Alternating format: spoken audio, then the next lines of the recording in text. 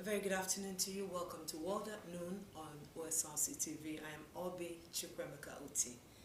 The signing into law of the amended bill to increase the number of judges in Ondo State has been described as historic and a strong determination to promote quick and equitable dispensation of justice.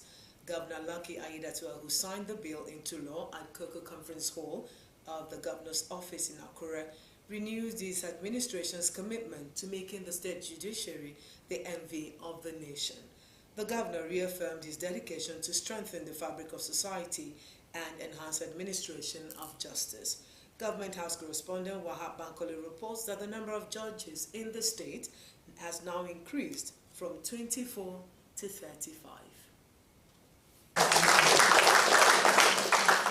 The historic event held at the Cocoa Conference Hall of the Governor's Office in Akure to sign the amended bill to increase the number of judges in Ondo State into law was attended by top government officials led by Governor Lucky Aiyedatiwa, lawmakers, members of the bar and the bench, as well as political associates.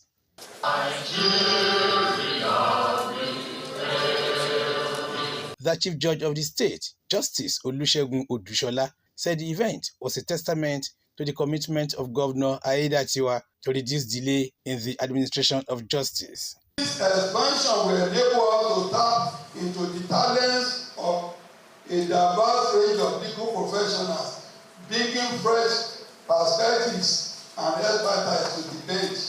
Speaker of the State House of Assembly, Olamide Oladiji, who applauded the governor for his boldness to reduce the floodgate of litigation in the state, said the amended bill was passed by the lawmakers on the 27th of June 2024.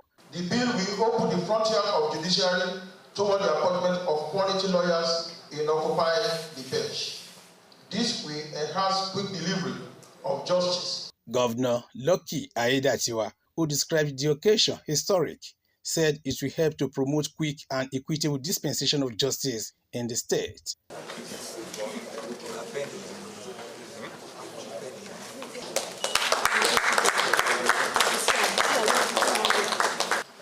First time ever, since the creation of our state, we are increasing the number of judges in our judiciary. As I signed this bill into law today, we not only expand access to justice, but also fortify the foundation of our democracy. By increasing the number of judges, we are not only reducing the workload of the existing judges, but also enabling the judiciary to tackle the backlog of cases. We equally ensure timely and faster administration of justice, thereby reducing congestions in our courts, a demonstration that our state is a beacon of progress where the rights and dignity of all citizens are cherished and protected. Governor Aiyedatiwa, who renewed his administration's commitment to make the state judiciary the envy of the nation, reaffirmed his dedication to strengthen the fabric of society and enhance administration of justice. It is indeed a momentous occasion that demonstrates our unwavering commitment to justice, equality, and the rule of law. Let us celebrate this momentous occasion with pride, knowing that our collective efforts will resonate for generations to come. The governor appreciated the State House of Assembly for the quick passage of the bill, which are promised to sustain the cordial relationship among the arms of government in the state. With this development, the number of judges in the state has now increased from 24 to 35. Wahab Bankole, Osrc. Ondo State government says it will soon reconstitute Land Dispute Resolution Committee between Akure and Idori communities. The Deputy Governor, Dr. Laide Adelami, while playing host to representatives of both communities in the state capital, appealed for peace to avert any breakdown of law and order. Government House correspondent Zime Beme was at the meeting as the report is presented from our studio. The meeting was at the instance of Ondo State government following lingering crisis between the two communities over land disputes. The Deputy Governor, Dr. Olayide Adelami, said the state government will be fair to the two parties involved in the land dispute, calling for peace and orderliness in Akure and Idore communities.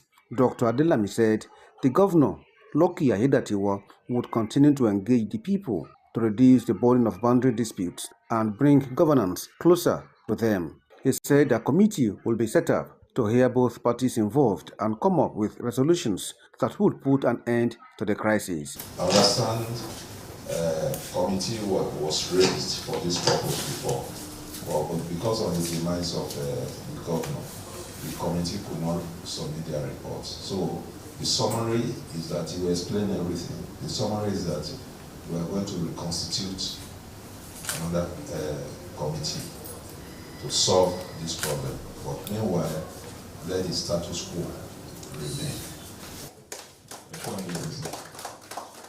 They enjoyed monarchs of the two communities to continually foster strong and peaceful relationships with their neighbors. Osrc State Governor Ademola Adeleke has appointed a retired Chief Superintendent of Police Adekunle Omoyele the new Corps Commander for Osun and Motakun Corps. Person for the security outfit, Idowu Yusuf, said Omoyele was appointed as a replacement for the immediate past Corps Commander Bashir Adewimbi, who has completed his tenure. Yusuf further said Omoyele had served as the Chief Security Officer to Adeleke after his retirement from the Nigeria Police Force. Omoyele's appointment takes immediate effect. Now, a state-of-the-art Orange Health Insurance building has been inaugurated at Ondo State Specialist Hospital, Akure, by the State Contributory Health Commission. According to the Commissioner for Health, Dr. Banjiajaka, the building will provide an avenue for a release of the various health insurance schemes to gain access to accessible healthcare delivery. OSRC's Joy Pius reports that the Commission also presented equipment and drugs to the health clinic of Ondo West Local Government Secretariat. The report. In furtherance of the commemoration of the 5th anniversary of Ondo State Contributory Health Commission, this Orange Health Insurance building was commissioned to enable staff of the state get easy access to quality health care delivery.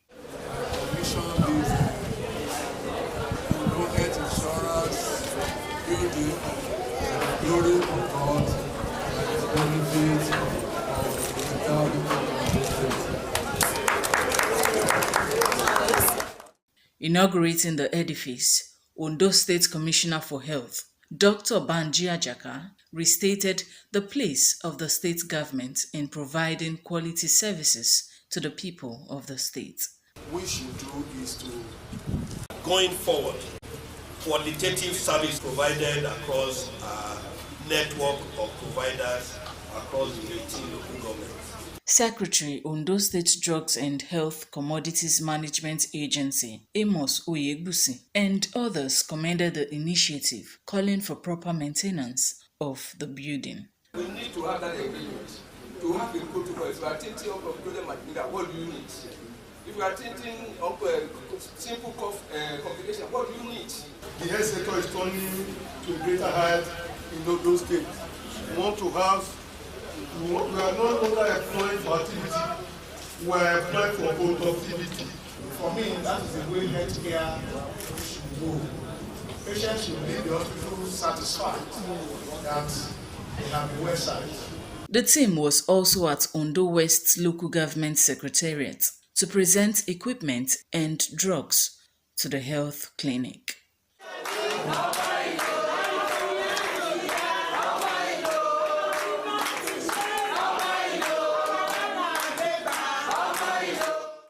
Joy Pius, OSRC News. In other stories, the Academic Staff Union of Universities, ASU, University of Lagos, UNILAG, says the union may consider going on strike if the government does not respond to it after all the nationwide protests. Chairman ASU UNILAG, Dele Ashiru, said lecturers in Nigeria are the least paid, noting that there was a plan to hand over Nigerian public universities to foreign investors. He said the lecturers have been receiving the same salary since 2009, and despite several appeals and consultations to get the government to renegotiate, the government has turned deaf ears. ASU chapters have lately been engaging in nationwide protests. They also wrote open letters to the federal government to request that the agreements it had with the union be implemented. To Kano State, now where the Federal High Court in Kano has given a 48-hour ultimatum to two Kano judges, Justice Lawan Adamu and Justice Zuwaira Yusuf, to resign their appointments from the Judicial Commissions of Inquiry set up by the state government. The two judges were appointed by Kano State Governor Abba Yusuf to serve as chairman of the two commissions of inquiry to probe the ex-governor Abdullahi Ganduje's administration. Justice Adamu is the chairman of the Judicial Commission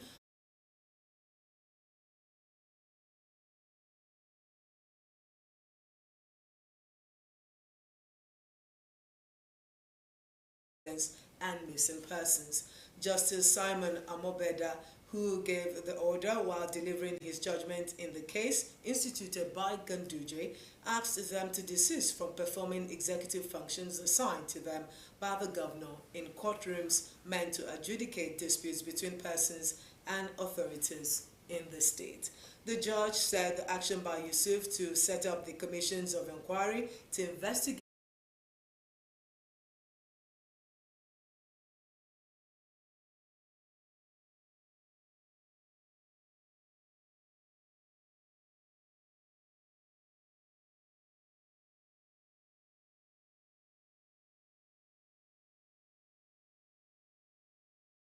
the judiciary.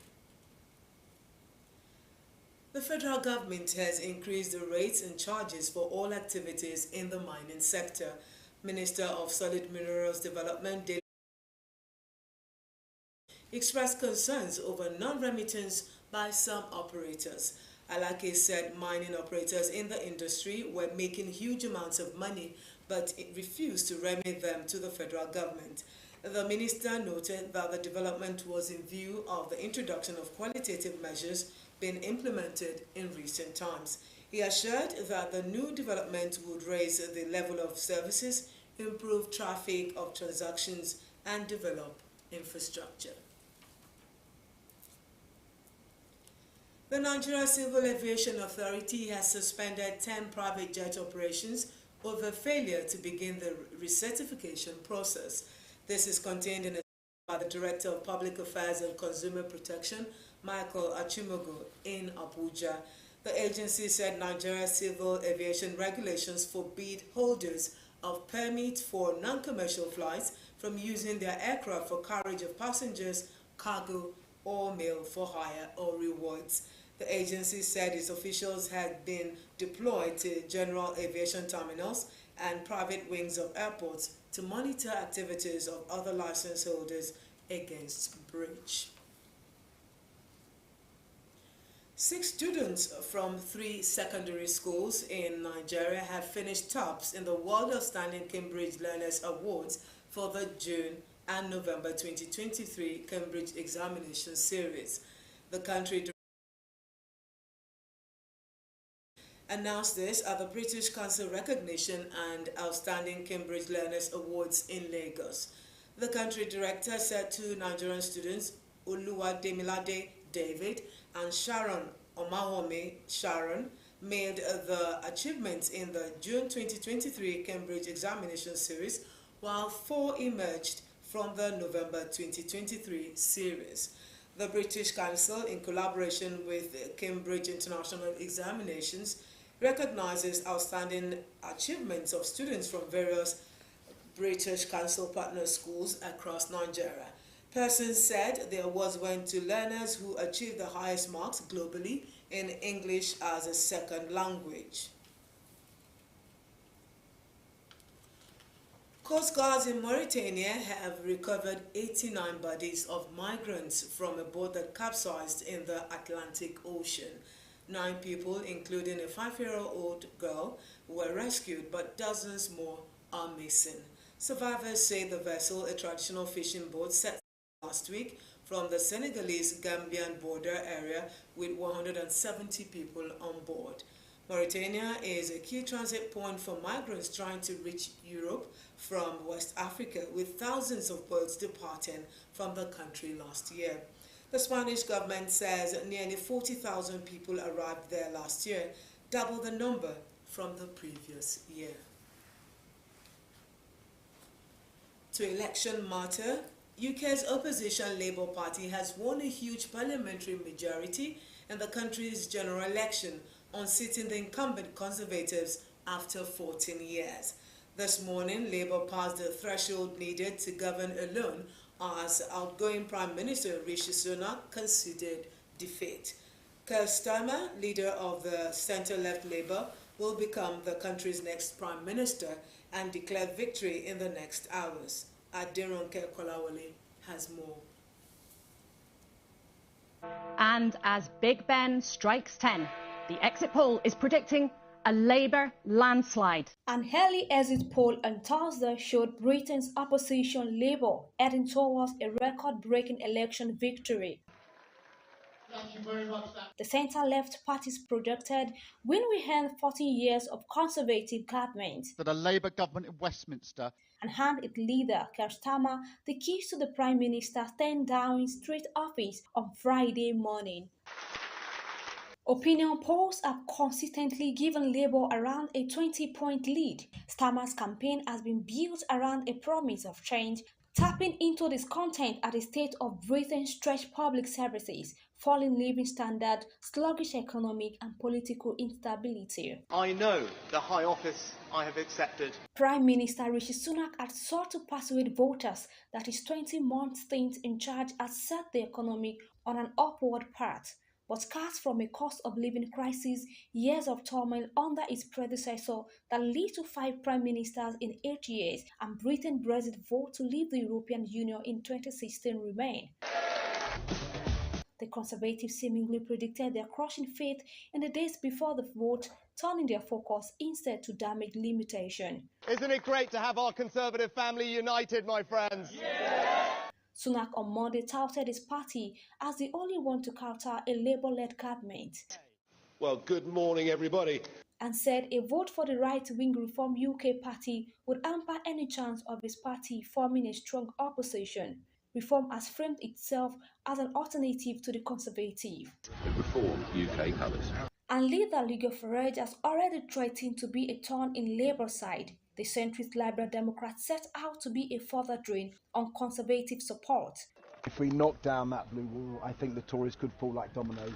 Britain looks to turn left as much of European swings right, including France, where the far right won a first round of a parliamentary election last weekend. Aderonke Kolawole, Osrc News.